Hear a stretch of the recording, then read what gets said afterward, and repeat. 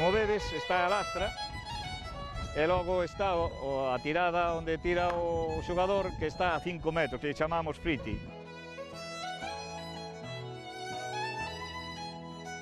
Cada bolo que hai tirado contarían 3. A bola do xogador ten que pasar a línea de 6 metros, porque senón non contaría, o sea que sería nulo.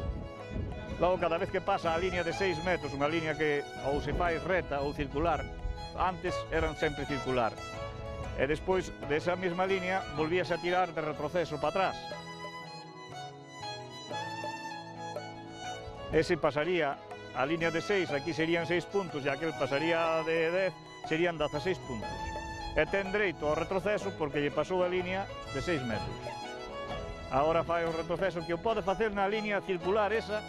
En este pode poñerse nunha esquina ou no medio ou donde queira. Canto máis á esquina, máis arriesgado, pero tamén é máis fácil tirar máis.